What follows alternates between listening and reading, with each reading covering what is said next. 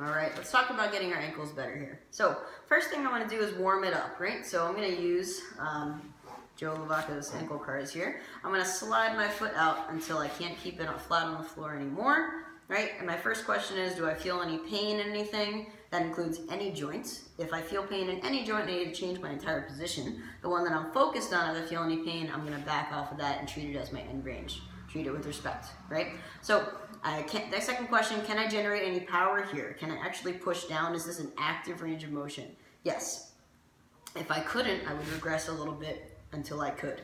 So keeping that pressure into the floor, I'm going to rotate in towards the big toe, keeping the foot flat on the floor, pull up from there, from my ankle, watch your toes involvement, scrape across the sky, and I'm keeping my hands here to notice if my tibia is doing the rotation. I want it to be from my ankle, then push down through the ankle, get to the floor, and create pressure into the floor here. Can I pull any more out to the pinky toe side without my foot raising off the ground? Let's see, squeeze that, great. Pull up there. We're warming up, so we're putting some good effort into this. Scrape across the top until I get to the other side and start to push down there and press through the floor. Can I generate power there? Let's see, can I get any closer to that side? Squeeze without any rolling into eversion or inversion.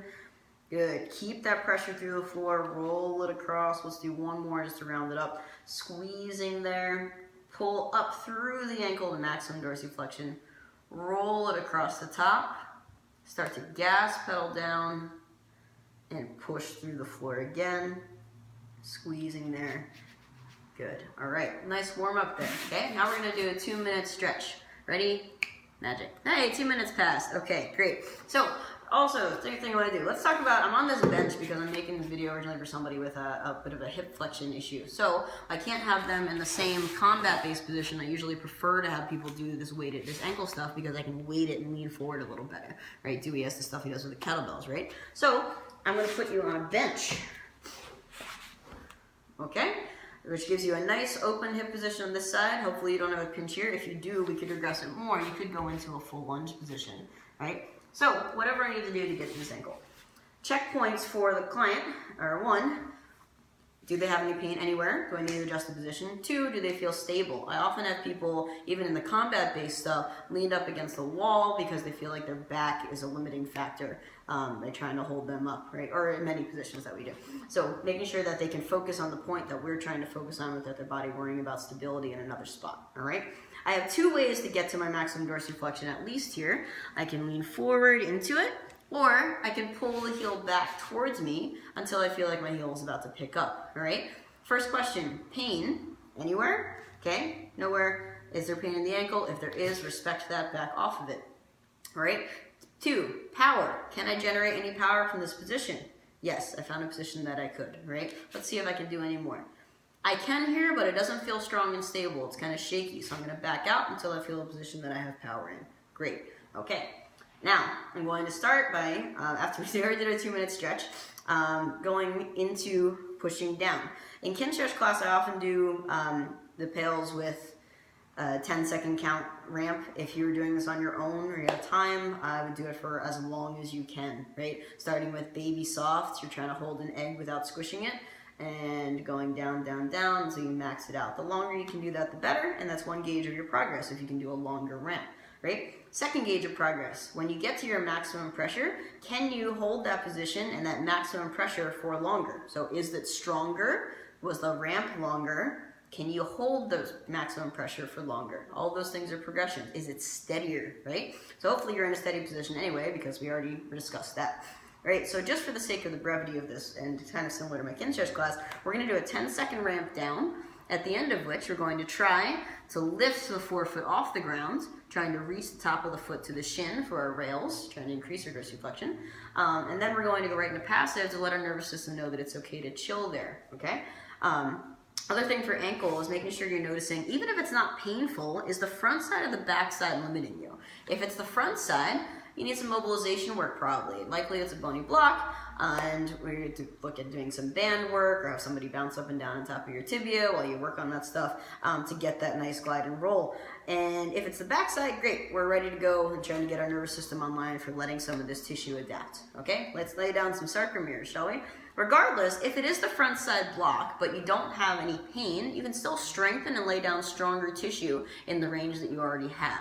Okay, you just won't get the expansion that you do when you're able to get to that backside. All right, so we're here. I found my dorsiflexion, either by leaning forward or coming back. Great. Any pain? Can I generate power? Nope. All right, I can generate power here. Great.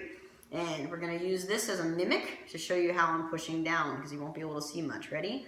1, 2, 3. I'm going to fully irradiate. 4, 5, 6, 7, 8, 9, 10. I'm going to hold that gas pedal to the floor for 10, 9, squeeze, 8, increase, 7, 6, 5, 4, crush it, 3, 2, squeeze. I'm going to try to lift here. Squeeze, lift up.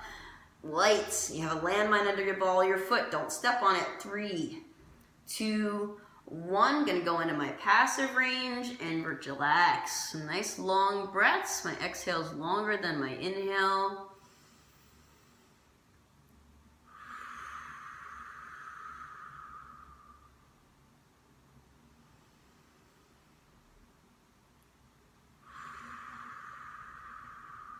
Let the nervous system know it's cool to chill here, okay? One thing I didn't mention is making sure, since we're trying to create an adaptation, we're not dealing with the pain. I'm going to try to irradiate as much as I can. All right, so I'm going to really try to make it expensive to the nervous system, as Ranfron says, and squeeze on, whatever that is. Squeezing my hands together, squeezing here. I could have balls here that I'm squeezing. I could hold myself. If I'm in the combat base and Kinshir's class, I'll often do this where I'm kind of squeezing on like this and hugging tight. All right, so round 2, just to make sure. Find my position. Pain, power, great. Increasing. 1, 2, 3, 4, 5, 6, 7, 8, 9, 10. Crush it for 10. More. 9, 8, 7. Harder. 6, 5, 4, 3, 2. Don't let anything move. Get light on that front. Squeeze. It shouldn't look like much if you got a good range. Hold. Squeeze harder. Try to reach towards your shin. 6, 5, 4. Get light. 3, 2, 1. Let it out slowly. Go into your passive range.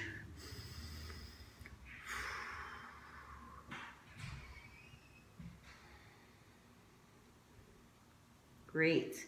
Now, I like to solidify this with a little passive range hold. I like this thing called, I call a knuckle notch. So I'm going to marry my finger to the angle of my ankle here, okay?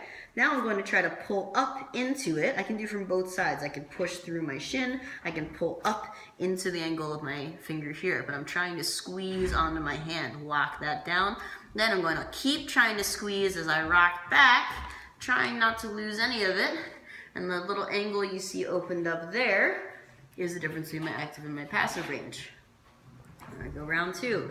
Forward, squeeze, fight for more. Full irradiation. Try not to lose the hand at all as I rock everything back. 4, 3, 2. The other thing I touched on kin stretch today was when we were doing that ankle car, if you felt like one side was more difficult, harder to hold the angle on one side, harder to hold the angle on the other side, I would do my PAILS rails in that position. Again, as long as I do my checklist, pain, power,